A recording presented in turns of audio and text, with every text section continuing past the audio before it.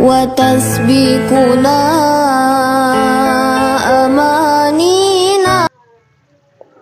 Assalamualaikum warahmatullahi wabarakatuh. Hamdan wa syukran lillah, wassalatu wassalamu ala sayyidina Muhammadin ibn Abdullah, wa la hawla wa la quwwata illa billah. Qala subhanaka la ilma lana illa ma 'allamtana innaka antal alimul hakim.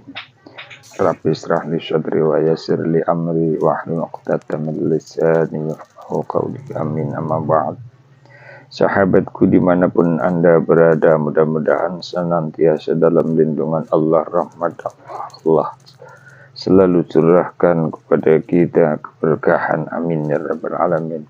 Allah kabulkan hajat-hajat kita. Amin. Allah luaskan, lapangkan, barakahkan rezeki kita, umur kita. Amin ya rabbal alamin. Allah.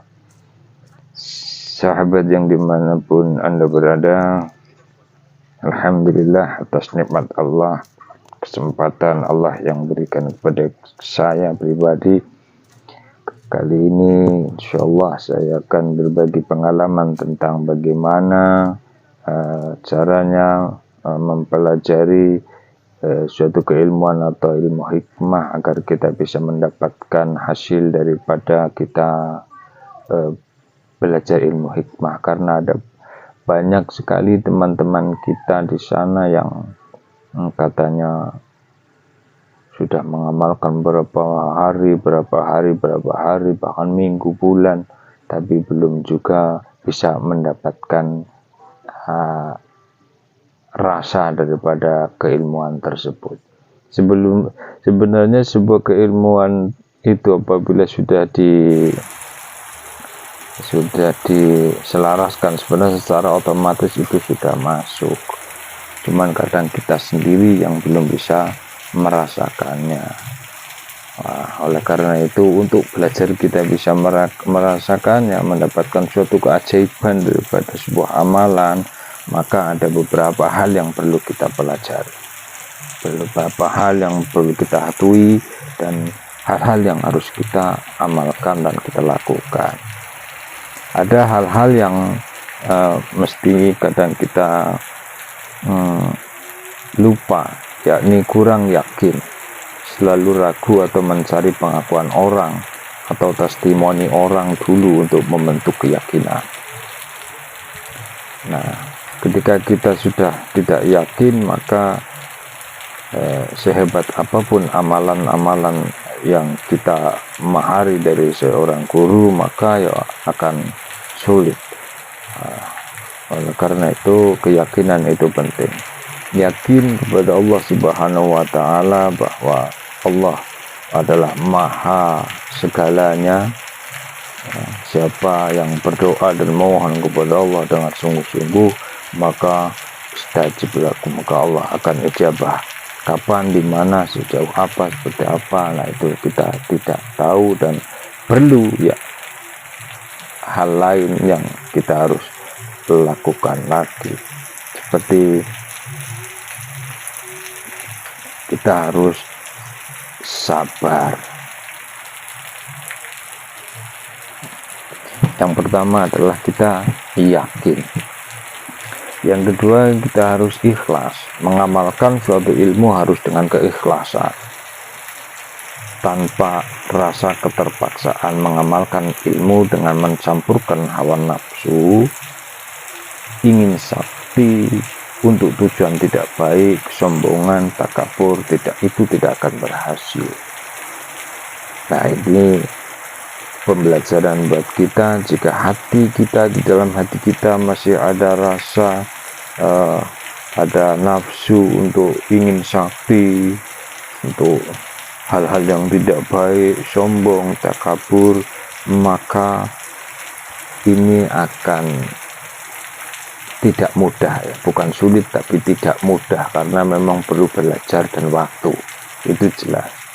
Oleh karena itu, agar kita lebih cepat dan bisa berhasil, maka hilangkan rasa-rasa ingin sakti, ingin dipuja, untuk sombong, biar aku ini itu. Nah, ini coba untuk disingkirkan terlebih dahulu. Ikhlas, litaqarrub ilallah, karena hanya ingin mendekatkan diri kepada Allah ketika kita wirid satu amalan.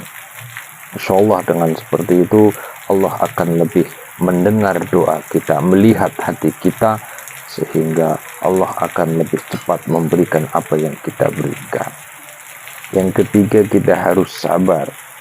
Ketika ilmu yang Anda amalkan belum masuk, Anda harus sabar. Terkadang ilmu ingin menguji tingkat kesabaran Anda.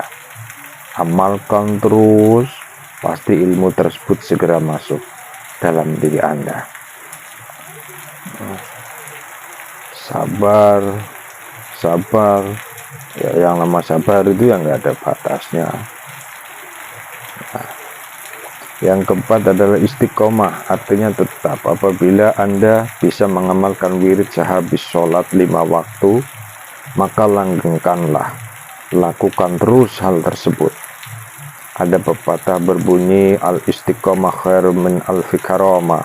Istiqomah lebih baik daripada 1000 kemuliaan. Ilmu yang Anda istiqomahkan lebih baik nilainya daripada puluhan ilmu yang tidak istiqomah. Istiqomah memang berat, yang mudah itu istirahat. Makanya dalam mempelajari satu keilmuan itu tidak perlu banyak-banyak dulu. Satu keilmuan dilakukan dengan cara yang istiqomah. Bolehlah Anda memahari beberapa keilmuan, ya. Akan tetapi Anda harus pilih salah satu di antaranya supaya Anda fokus dan Anda bisa berhasil daripada mewujudkan keilmuan tersebut. Nah, biasanya ketika kita sudah berhasil dalam satu keilmuan, maka untuk selanjutnya itu akan lebih mudah karena kita sudah pernah mengingat bagaimana caranya kita bisa menghasilkan pada amalan yang pertama.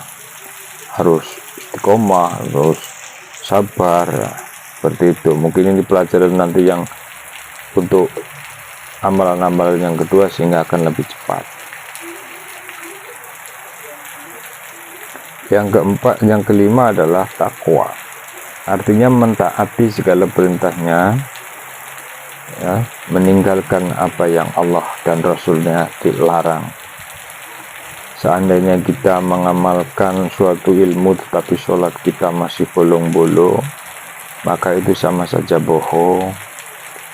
Oleh karena itu, sholat perlu kita jaga, hati, mata, pikiran, telinga harus kita jaga. Nah, ini salah satu daripada kunci untuk kita berhasil di dalam mempelajari ilmu hikmah. Karena ilmu hikmah itu tidak seperti ilmu yang lain mungkin, ya, yang tanpa sholat dan tanpa harus bertakwa kepada Allah Subhanahu wa Ta'ala. Ini harus bisa menjaga hati, karena ini ilmu karamah para aulia illah, ya, sehingga kita harus benar-benar menjaga kesucian daripada karomah-karomahnya para wali, dan mudah-mudahan dari karomah itulah kita mendapatkan barokah. Yang keenam, kita harus tawakal, ya, harus tawakal. Kita harus pasrah kepada Allah Subhanahu wa Ta'ala.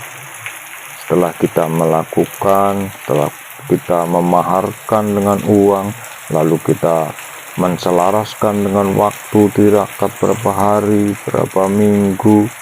Nah, setelah itu kita tawakal, pasrah kepada Allah Subhanahu wa Ta'ala. Lupakan saja, kita amalkan saja. Ketika kita misalkan disuruh amalkan pada isya, pada maghrib, pada subuh, ya diamalkan saja terus, diamalkan saja tanpa mengingat-ingat tentang fadl, tentang keutamaannya atau hasilnya. Insya Allah dengan seperti itu kita akan mudah mendapatkan hasil daripada suatu keilmuan tersebut. Dan yang perlu dan mudah-mudahan ini bisa menjadi manfaat buat kita semuanya, bagi para pemula yang belajar ilmu hikmah, karena akan lebih mudah untuk kita mempelajari apakah kita mau lanjut atau tidak. Tapi memang seperti inilah pengalaman saya juga dan pengalaman dari beberapa orang-orang yang telah berhasil di dalam mempelajari ilmu hikmah. Mudah-mudahan ada manfaatnya. Terima kasih atas perhatiannya. Mohon maaf atas segala kekurangannya. Mohon bantu untuk di subscribe, like, dan komen, dan serta di share supaya kami di dalam membuat channel dalam membuat itu bisa semangat dan bisa untuk berbagi tentang keilmuan-keilmuan yang lain. Dan pada kesempatan lain insya Allah saya akan ijazahkan keilmuan-keilmuan yang lain yang mudah-mudahan bisa menjadi manfaat barokah buat kita semuanya. Amin ya rabbal alamin. Insya Allah nanti kami akan siap untuk selalu membimbing melalui komentar ataupun melalui Japri WA sendiri insya Allah. Dan di situ bagi yang mudah-mudahan ini saja yang bisa dapat saya sampaikan, mudah-mudahan ada manfaatnya. Terima kasih atas segala perhatian. Wassalamualaikum warahmatullahi wabarakatuh.